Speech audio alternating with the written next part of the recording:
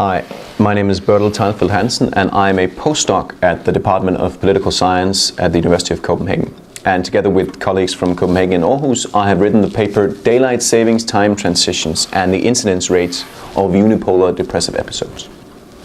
And in this paper, we investigate the effects of daylight savings time transitions, that is the turning back and forward of the clocks in spring and autumn, on the incidence rates of unipolar depressive episodes in Denmark. And our data spans the period 1995 to 2012 and consists of daily records of all patient contacts with psychiatric services in the country.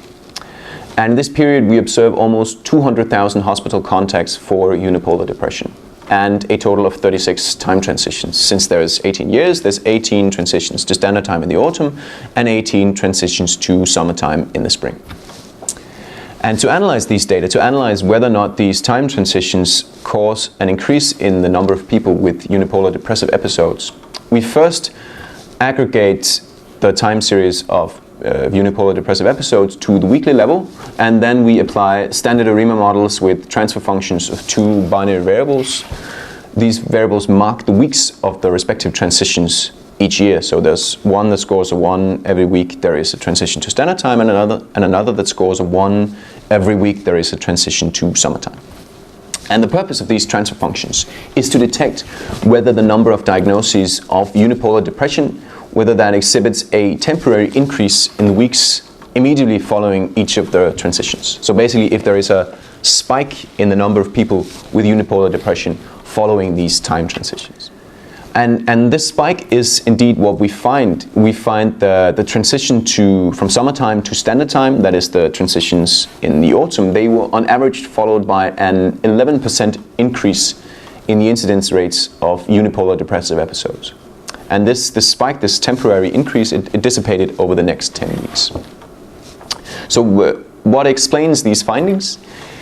Well, the exact mechanism can't really be determined with the data at hand. However, the fact that this change was only observed after the autumn transition and not after the summer transition, that indicates that the changes are likely not caused by the 1 hour time shift per se.